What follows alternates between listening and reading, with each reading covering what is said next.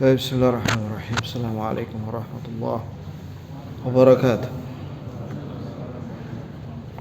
إن الحمد لله نحمده ونستعينه ونستغفره ونستهديه ونتوب إليه ونعوذ بالله من شرور أنفسنا من سيئات أعمالنا.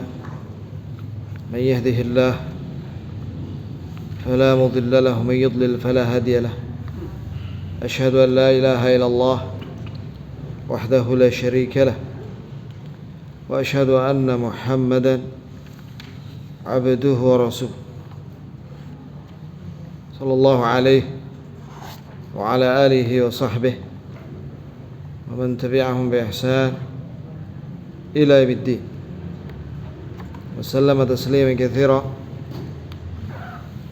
اللهم ارزقنا علما نافعا لا ينسى في عافية وأصلح لنا شأننا كله ولا تكلنا إلى أنفسنا طرفة عين. ثم أما بعد. Jamaah sekalian, barakallah li wa lakum. Pada maghrib kali ini kita akan mengkaji kitab Syarh Sunnah karya Imam Al-Barbahari yang disyarahkan oleh Syekh Shalih Fauzan, dikasih judul kitab Ithaful Qari Bita'liqi ala Syarhi Sunnah. Iya, Masya Allah. Kita ingin berkenalan. Yang pertama, Imam Al-Barbahari. Iya, karena kita ingin membacakan kitabnya. Di sini diterangkan bahwa nama beliau Al-Hasan bin Ali bin Khalaf Al-Barbahari. Al-Barbahari disandarkan kepada Barbahar. Barbahar itu nama obat. Mungkin beliau dulu jualan obat itu, ya, atau ahli di bidang pengobatan dengan pengobatan yang bernama obat Barbahar. Imam Al-Barbahari adalah termasuk tokohnya Hanabilah. Maksudnya Hanabilah yaitu mazhab Hanabilah, Hambali. Dan dia murid daripada muridnya Imam Ahmad. Jadi Imam Ahmad punya murid, misalnya namanya Al-Marrudi dan yang lainnya. Maka Imam ini Al-Barbahari mengambil dari muridnya Imam Ahmad, dan beliau mengambil akidah, ya, yang bersambung sanadnya sampai kepada Imam Ahmad. Juga belajar fikih dan mengambil ilmu syar'i dari pembesar para imam. Iya, kalau Syekh Shalih Fauzan, antum tahu ya kawan, Shalih Al-Fauzan, beliau anggota Hay'ah Kibar Ulama, Lajnah Daimah, yaitu anggota ulama senior dan Lajnah Daimah Fatwa di Saudi Arabia. Dia juga Imam Al-Khatib, Dr. Shalih Al-Fauzan, yang mana beliau ini, ya, dipuji oleh semua para ulama ahli sunnah. Ada satu pujian yang sangat bagus, yaitu dari Syekh Ali Furkus hafizahullah, seorang ulama dari Aljazair.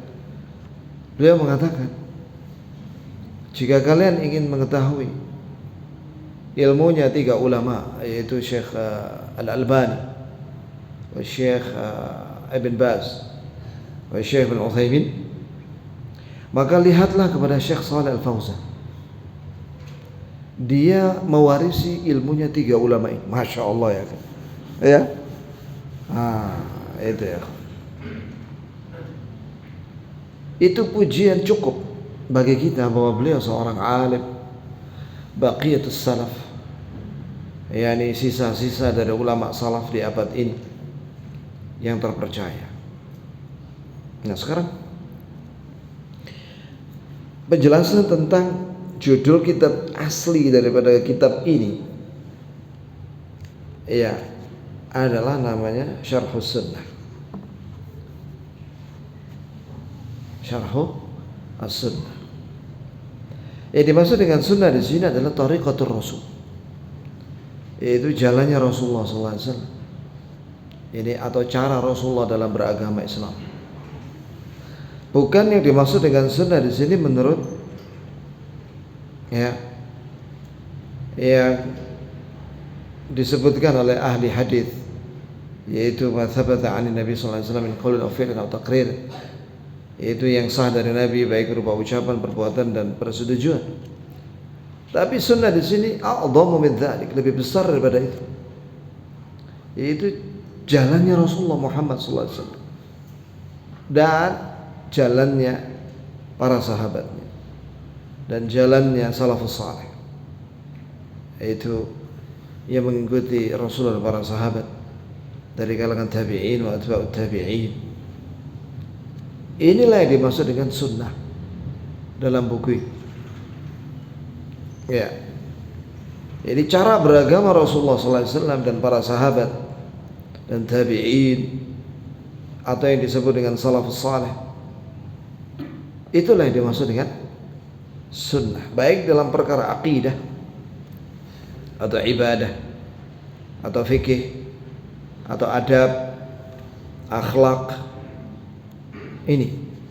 Inilah pengertian as-sunnah di dalam buku ini, Syarhus Sunnah. Jelas ya, Pak?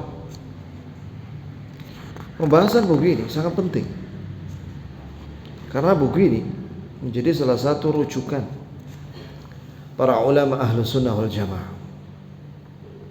Apalagi ini penulisnya adalah minal mutaqaddimin, murid daripada muridnya Imam Ahmad. Masya Allah. Ya. Baik. Nah, sekarang berkata Imam Al-Barbahari rahimahullah, alhamdulillahilladzi hadana lil Islam wa manna 'alaina bih wa akhrajana fi khairi ummah, fa nas'aluhu tawfiqa lima yuhibbu wa yarda wal hifdha mimma yakrahu wa yaskhatu. Artinya, berkata Imam Al-Barbahari rahimahullah, segala puji bagi Allah yang telah berhidayah kita kepada Islam dan mengkaruniakan Islam kepada kita dan mengeluarkan kita sebagai sebaik-baik umat.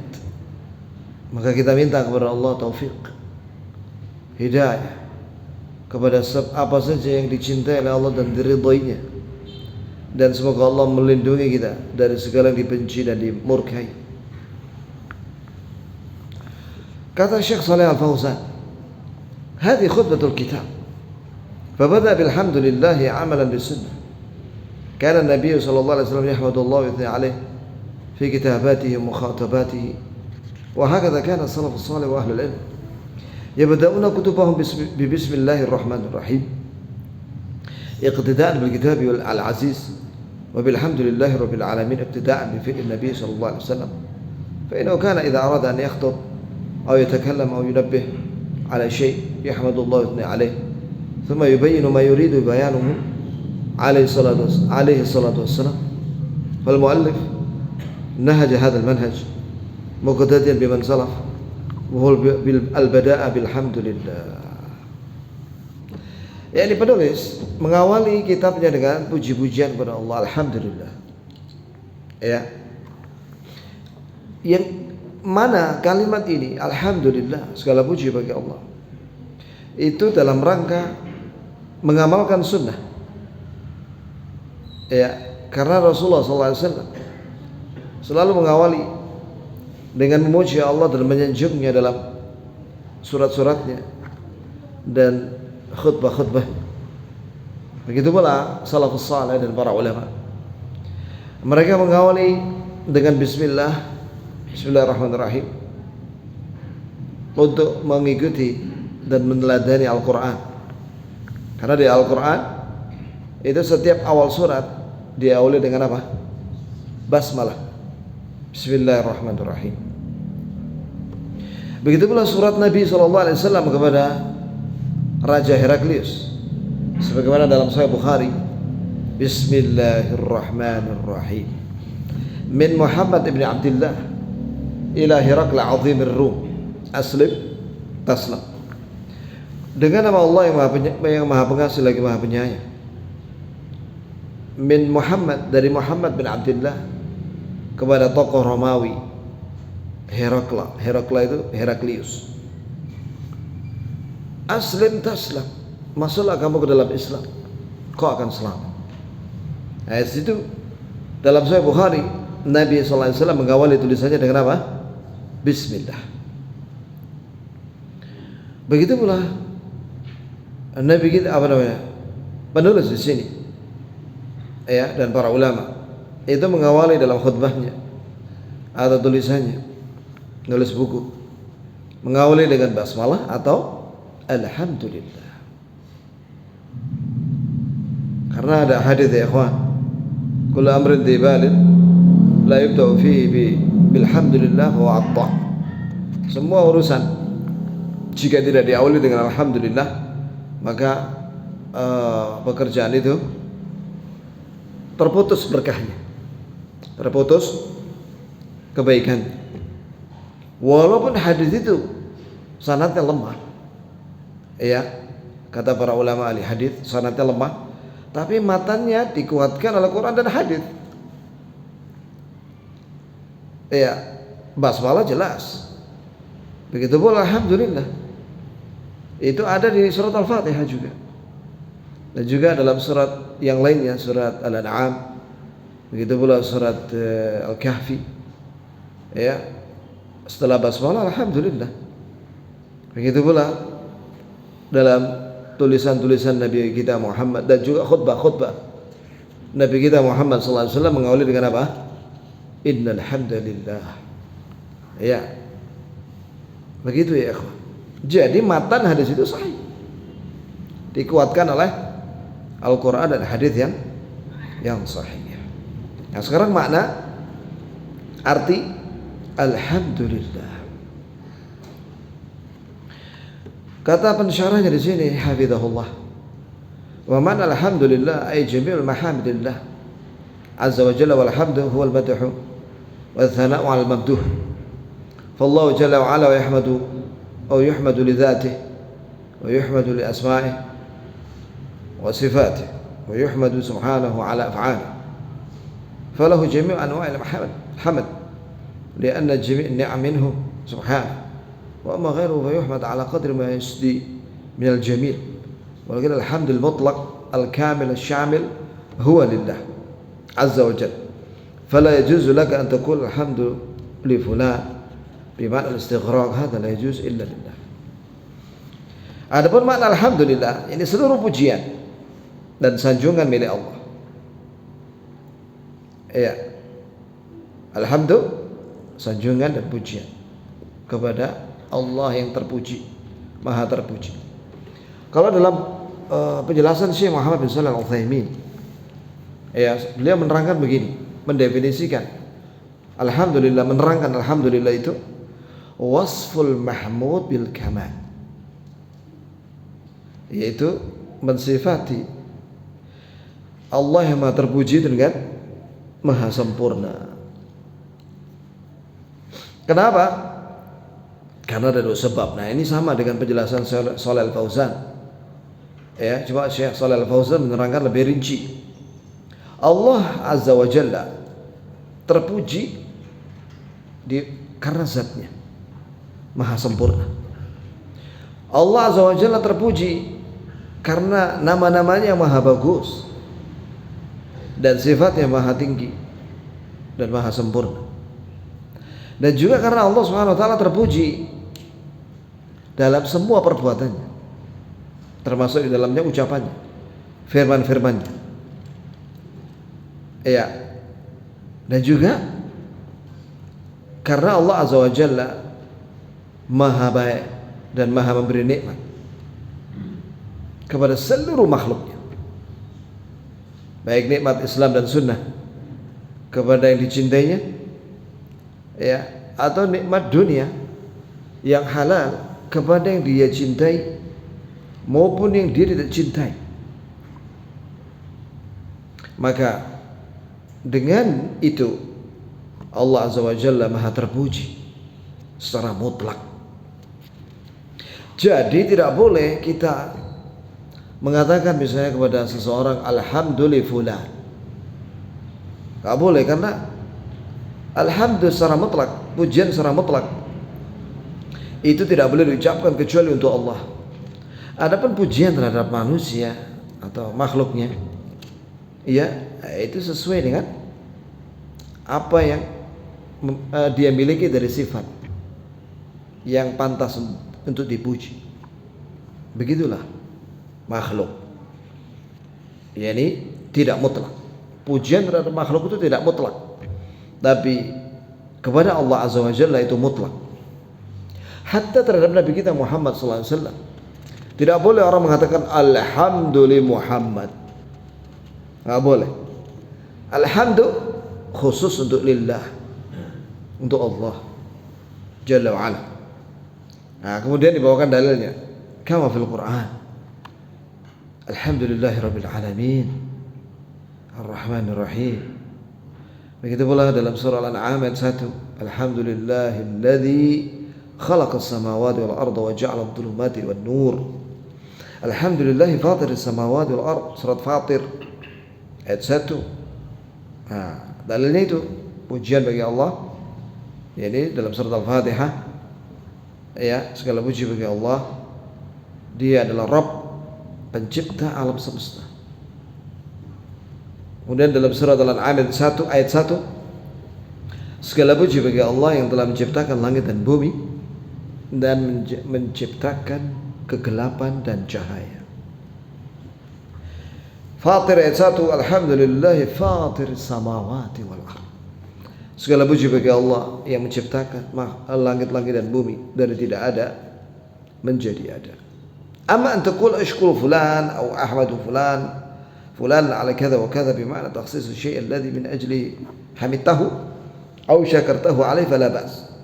Adapun kalau kau mengucapkan kita berterima kasih kepada fulan atau kita sanjung kepada fulan atas begini dan begitu, ya, itu mengkhususkan sesuatu yang dia miliki, ya, itu semua pemberian dari Allah, maka kau puji dia, kau ucapkan terima kasih kepada dia, maka itu tidak apa-apa. Amma taqul alhamdulillah fulan, adapun kau jika mengucapkan segala puji bagi fulan, tidak boleh, karena itu haknya Allah Subhanahu wa ta'ala. Nah, sekarang penulis menerangkan makna Allah setelah menerangkan alhamdulillah. Allah itu ismun min asma'ihi ta'ala wa ma'nahu al-ma'luh al-ma'bud li'anna al-uluhiyah ma'naha al-'ubudiyah.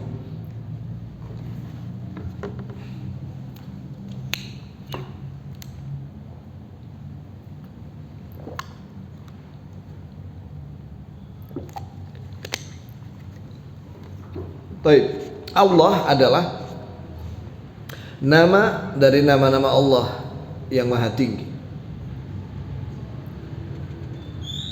Kalau penjelasan dari Syekh Muhammad bin Shalih Al-Utsaimin, Allah itu adalah Ismullahil A'zam, nama Allah yang paling agung, yang termasuk di dalam nama Allah itu seluruh nama-namanya. Jadi kalau seorang memanggil ya Allah atau Allahumma, maka dia telah memanggil semua nama Allah. Itulah keistimewaan lafzul jalalah, yaitu Allah. Allah. Antum kalau manggil nama Allah harus fasih, ya. Allah. Jangan Allah. Ya. Jangan Allah. Ya Allah. Mana coba? Ya, jadi harus fasih. Pengucapan itu tidak boleh keliru, tidak boleh lahan, tidak boleh Allah, ya Allah, ya Allah musta'an. Jadi yang benar apa? Allah. Coba. Allah. Ah, begitulah.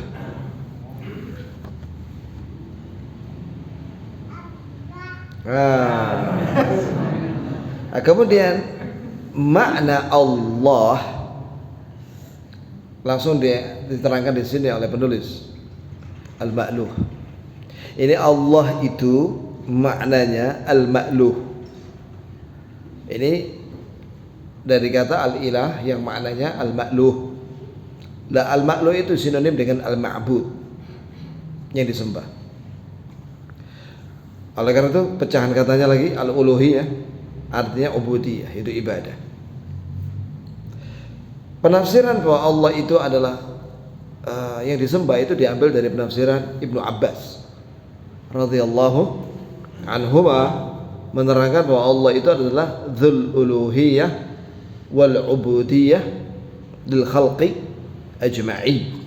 Allah itu adalah maknanya zat yang berhak disembah oleh seluruh makhluk. Itulah bagusnya ya kan kita kalau mempelajari bahasa Arab. Ya, menerjemahkan Allah itu yaitu tadi zat satu-satunya yang berhak untuk disembah oleh seluruh makhluk. Adapun Rabb, iya, nanti penjelasan Rabb. Iya. Kemudian nama ini tidak boleh disebut kecuali untuk Allah. Tidak boleh seorang anak dinamakan Allah, nggak boleh. Ada beberapa nama Allah yang tidak boleh dijadikan nama anak, yaitu Allah dan Ar-Rahman. Qul ud'u Allah aw ud'u Ar-Rahman ayyamma tad'u falahul asmaul husna. Panggil Allah atau Ar-Rahman. Maka tidak boleh ya kawan kita ngasih nama anak Allah atau Ar-Rahman. Tapi kita tambahi Abd, Abdullah dan Abdurrahman. Iya. Walaupun dia itu adalah seorang raja di dunia, atau kafir atau orang yang sesat, tidak boleh, bahkan tidak ada yang memberi nama anaknya Allah. Bahkan Fir'aun tidak berani mengatakan dirinya Allah, tapi dia mengatakan Rabb. Faqala ana rabbukumul a'la. Setelah itu apa yang Allah firmankan? Fa'akhadhahu Allah nakala al-akhirati wal ula. Fir'aun mengatakan, saya adalah Rabb kalian yang maha tinggi. Maka Allah jawab, maka Allah siksa dia di dunia dan di akhirat. Jadi Allah ini nama khusus bagi Allah Subhanahu wa ta'ala. Tidak boleh seseorang makhluk menamai dirinya apa? Allah. Ya. Sudah tahu ya makna Allah? Tahu ya? Sekarang penjelasan makna Rabbil Alamin.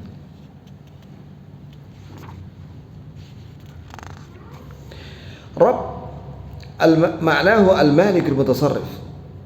Al-Alamin jam'u 'alam wa huwa jami'ul makhluqat. Wallahu huwa rabbuha wa khaliquha wa mudabbiruha wa ma'buduha wa ilahuha. Rabbil Alamin, Rabb maknanya Al-Malik yang maha memiliki dan mengatur. Kalau Syekh Ibnu Utsaimin ada tambahan satu lagi kandungan makna Rabb, yaitu maha menciptakan. Jadi ada 3 kandungan di dalam nama Rabb. Yang pertama apa? Maha menciptakan makhluk dari tidak ada menjadi ada. 2, Al-Malik yang maha memiliki seluruh makhluk. Jadi semua yang Allah titipkan ya sama kita ini itu milik Allah. Semua yang di langit dan di bumi milik Allah. Kemudian Allah itu mutasarrif.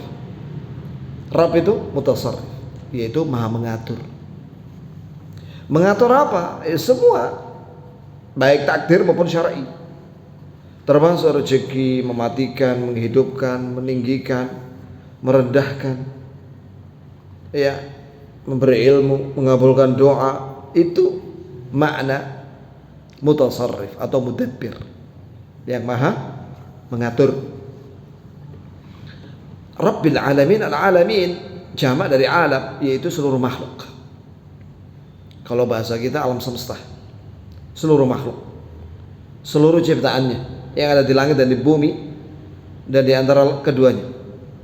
Dialah yang menciptakannya, dialah yang mengaturnya, memilikinya. Maka dia Allah yang berhak disembah oleh seluruh makhluk. Alhamdulillahilladzi hadana lil Islam. Segala puji bagi Allah yang telah berhidayah kita kepada Islam. Al-Islam huwa akbarun ni'mah. Islam merupakan nikmat yang paling besar. Wallah. Ya, tidak ada pemberian dari Allah kepada hamba yang lebih besar daripada nikmat Allah berbuka hatinya menerima agama Islam. Qala ta'ala al-yawma akmaltu lakum dinakum wa atmamtu 'alaikum ni'mati wa raditu lakum al-Islam dinan. Pada hari ini telah aku sempurnakan untuk kalian agama kalian dan aku sempurnakan nikmatku untuk kalian. Itu nikmat Islam untuk kalian. Itu nikmat kesempurnaan Islam. Dan aku ridha Islam sebagai agama kalian. Kenapa Islam merupakan nikmat yang paling besar ya? Sebab dengan nikmat Islam seseorang akan bahagia selamanya sampai ke surga. Kalau orang tidak diberi nikmat Islam, dia akan masuk neraka. Sebab Allah tidak menerima agama selain Islam. Sebagaimana Allah Ta'ala berfirman dalam Al-Quran, وَمَنْ يَبْتَغِي خَيْرَ الْإِسْلَامِ دِينًا فَلَنْ يُقْبَلَ مِنْهُ وَهُوَ فِي الْآخِرَةِ مِنَ الْخَاسِرِينَ. Barang siapa mencari agama selain Islam, maka sekali-kali tidak akan diterima agama dari orang itu, dan pada hari kiamat dia termasuk orang yang rugi. Kemudian, fabil Islam tammatin ni'mal muslimin. Maka dengan Islam sempurnalah kenikmatan buat kaum muslimin. Alhamdulillah. Allah Jalla wa Ala yaqul, "Qul bi fadlillah wa bi rahmatihi fa bidzalika falyafrahu." Fadlullah wal Islam wal rahmah wal Quran. Falyafrahu bil Islam wa bil Quran. Maka dengan sebagaimana Allah Azza wa Jalla berfirman dalam surah Yunus ayat 58, katakanlah wahai Nabi, bi fadlillah. Fadlillah ini diartikan oleh penulis hafizahullah yaitu Islam. Fadlillah, karunia dari Allah yaitu Islam. Wa rahmatihi, wa rahmatihi itu wa bi rahmatihi maksudnya adalah Quran. Al-Quran, nikmat Quran. Fa bidzalika falyafrah. Maka dengan dua nikmat itu, dengan demikian ini nikmat yang tadi disebutkan yaitu Islam dan Quran, hendaklah kaum muslimin berbahagia, bergembira. Dan semua nikmat harus disyukuri ya kawan, termasuk Islam dan Quran. Bagaimana kita mensyukurinya? Ya, kita mengamalkannya. Wa hadha fil i'tiraf minka bi anna al-fadla lillah fi hidayatika al-Islam. Ini menunjukkan pengakuan darimu bahwasanya karunia itu milik Allah. Ketika Allah memberi hidayah kepadamu kepada Islam. Ya, bi irsyadika ilaihi, dengan Allah memberi petunjuk kepadamu kepada Islam. Wa tathbitika alaihi, dan Allah meneguhkanmu di atas Islam. Hadza fadlun min Allah, itu pemberian karunia dari Allah. La bihaulik wa la biquwatik, bukan dengan dayamu dan kekuatanmu wahai manusia. Wa innama huwa taufiq min Allah, itu benar murni hidayah dari Allah. Fa huwa alladhi hadak, dialah Allah yang beri hidayah kepadamu. Walidzalika yaqulu ahlul jannah idza dakhalul jannah yaumil qiyamah. Oleh karena itu ahlul jannah, penduduk syurga berkata nanti di syurga, alhamdulillahilladzi hadana li hadza wa ma kunna linahtadiya laula an hadana Allah. Segala puji bagi Allah yang telah berhidayah kita kepada Islam, dan sekiranya Allah tidak berhidayah kepada Islam, kita tidak akan mendapatkan petunjuk Islam. Alhamdulillah, wallah alhamdulillah. Asyhadu an la ilaha illallah wa asyhadu anna Muhammadar Rasulullah. Wa manna 'alaina bih al-Islam minnatun min Allah. Dan Allah memberikan karunia itu, nikmat itu kepada kita. Jadi Islam murni pemberian dari Allah. Wa illa fallahu la yajibu 'alaihi syai' la li ahad. Sebab tidak mungkin seorang mewajibkan kepada Allah dalam hal apapun. Wa innama huwa yatafaddalu 'ala ibadihi bil Islam wa bin ni'am. Tapi Allah yang Maha Baik memberi nikmat hambanya kepada Islam dan banyak kenikmatan, wabil afiyah, dan juga dengan keselamatan, wabil arzaq, dan dengan rezeki. Itu jamaah sekalian.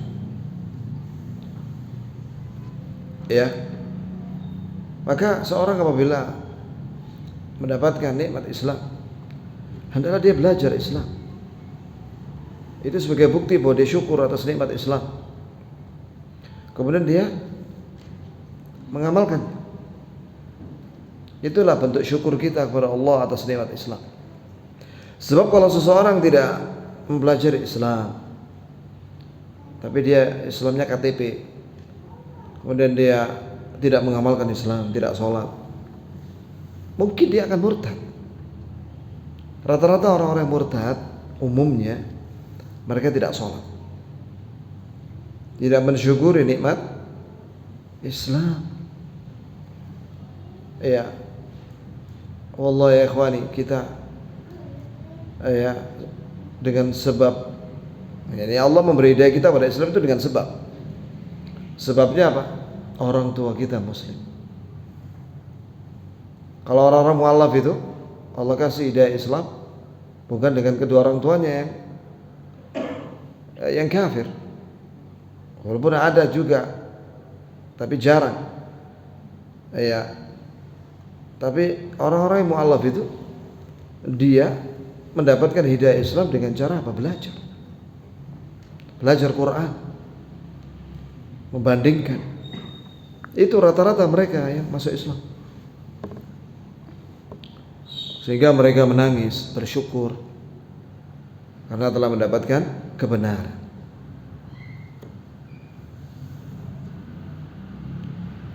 Kemudian wa akhrajana fi khair ummah, Allah mengeluarkan kita sebagai umat yang terbaik. Akhdan min qawli ta'ala kuntum khaira ummatin ukhrijat lin-nas. Wa qalu kuntum, hadha khitab lil muslimin. Khaira ummah ay khairul ummah. Wal ummah al murad biha al jamaah. Khaira ummatin ukhrijat lin-nas, ta'ammal qawluhu lin-nas. Fa khairu hadhihi al ummah la yaqtasiru 'alayha wa inma yata'adda lin-nas fi ad-da'wah wal jihad والتعليم والإرشاد. لا يكفي أن يتعلم الإنسان ويعمل في نفسه ويترك الآخرين، بل لابد أن ينشر الدعوة، ينشر العلم وينشر الخير ويدعو إلى الله ويأمر بالمعروف وينهى عن المنكر، فيكون عضوا عاملا في مجتمع المسلمين.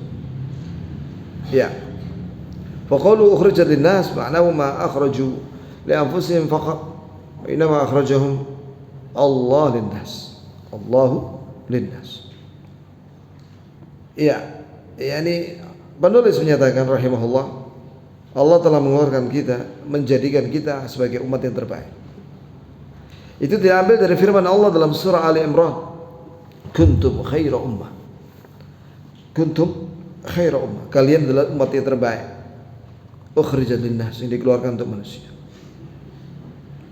Bagaimana sifat daripada umat yang terbaik di sini? Ketahuilah bahwasanya kalimat kuntum di sini ditujukan kepada kaum muslimin. Bahwa kaum muslimin umat yang terbaik, khairu ummah. Ini maksud dengan umat adalah al-jamaah. Dan perhatikan di sini, linnas, ya, ukhrijat linnas. Berarti di sini menunjukkan bahwa seorang jika beragama Islam itu gelar khairu ummah itu bukan hanya dia ketika dia mengamalkan Islam untuk dirinya saja, tapi hendaklah dia juga mendakwai orang lain, mengajari orang lain, dan memberi petunjuk kepada orang lain, yaitu mengajar, berdakwah, berkhutbah, memberikan nasihat atau tausiah kepada orang lain. Inilah sifat yang disebut oleh Allah dalam ayat ini. Kuntum khairu ummatin ukhrijat lin-nas ta'muruna bil ma'ruf wa tanhauna 'anil munkar wa tu'minuna billah. Kalian adalah umat yang terbaik yang dikeluarkan untuk manusia, karena kalian menyuruh manusia kepada yang ma'ruf dan melarang manusia dari kemungkaran, dan karena kalian beriman kepada Allah. Itulah sifat yang terpuji orang-orang yang disebut oleh Allah khairu ummah. Fa nas'alu taufiq lima yuhibbu wa yarda. Maka kita minta kepada Allah taufiq, ya, petunjuk, hidayah kepada semua yang dicintai dan diridhai. Al-insan yas'alullah tsabat walau kana ya'rif al-haqq wa ya'malu bih wa ya'taqiduh fala ya'man an yazigha wa an yuftin wa an yuftan bi an ta'ti fitnatun tajtahuhu yudillu an sabilillah. Wa li hadha qala sallallahu alaihi wasallam ya muqallibal qulub thabbit qalbi ala dinik. Masya Allah.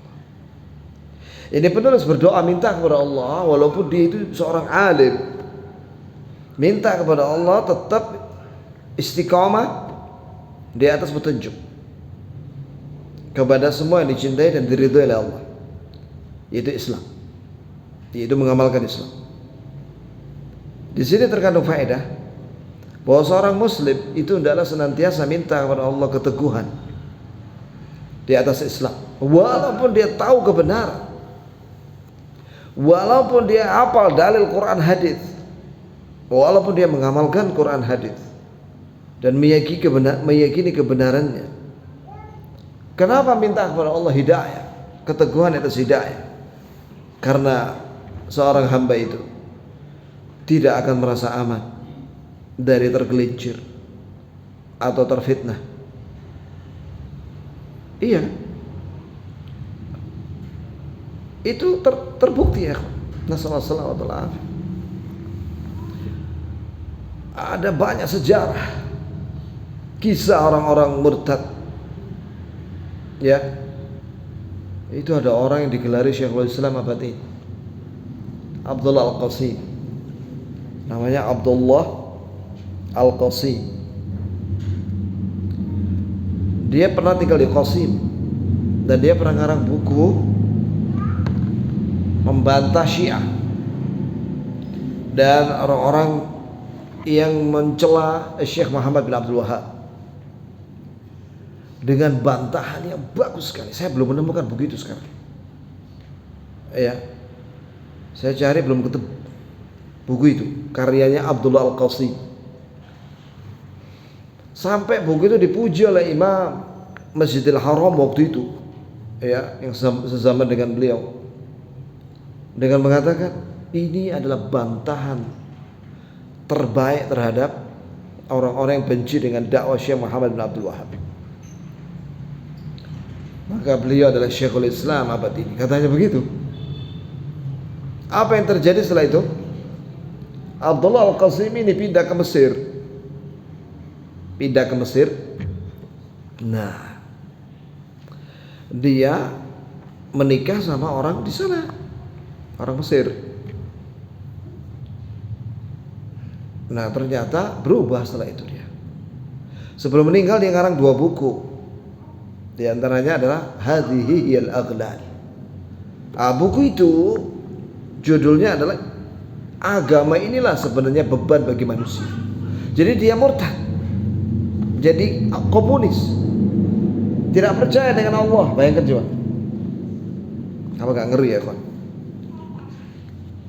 Ulama bisa menjadi komunis, ateis, dan mengatakan bahwa semua agama itu beban bagi manusia. Astagfirullahaladzim. Ya muqallibal qulub, tsabbit qulubana ala dinik. Ya, itu jamaah sekalian.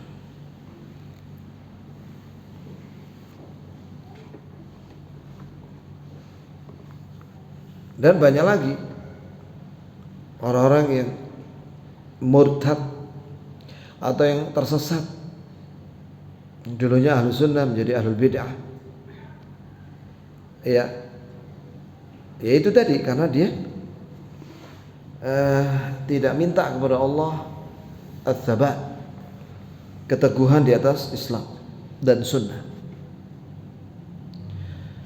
Ada seorang murid Imam Ahmad yang menemani Imam Ahmad dalam perjalanan. Kata beliau, Imam Ahmad itu banyak diam orangnya, banyak berpikir. Ciri ulama itu banyak diam dan banyak berpikir.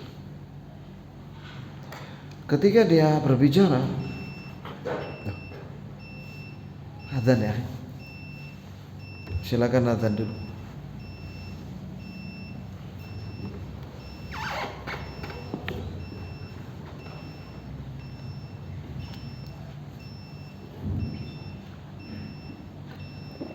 Allahu Akbar,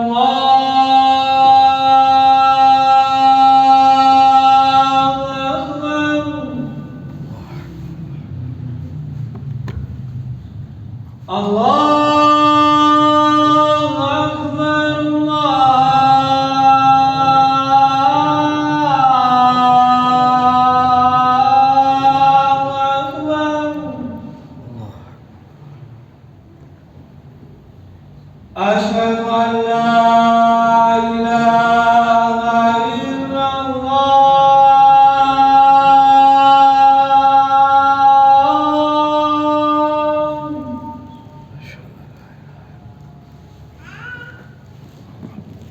Asyhadu an la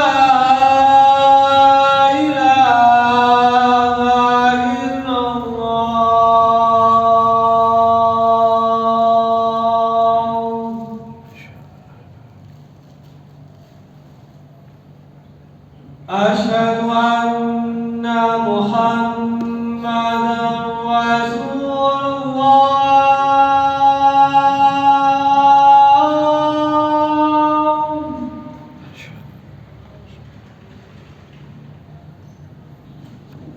Asyhadu anna Muhammadan Rasulullah.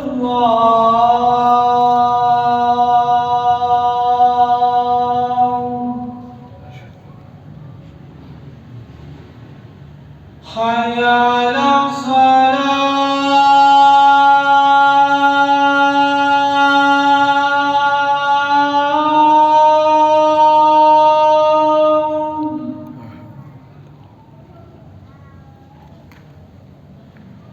Hayya 'alas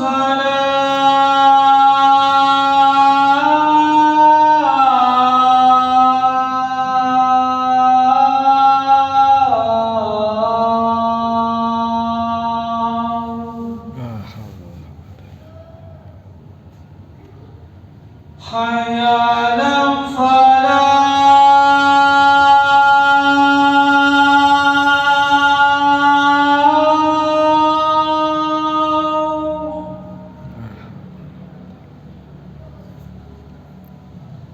Hayya 'alal falah.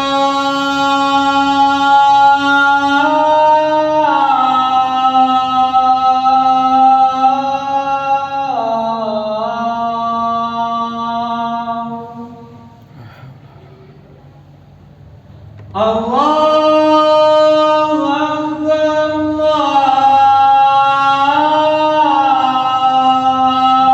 Allahu Akbar. La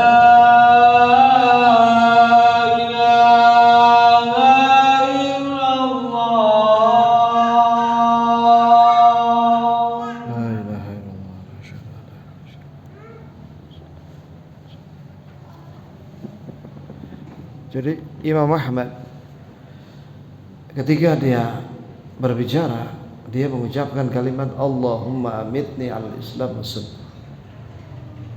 Ya Allah, matikan aku di atas Islam dan sunnah. Itu Imam Ahmad yang digelari oleh para ulama Imam Ahli Sunnah wal Jamaah.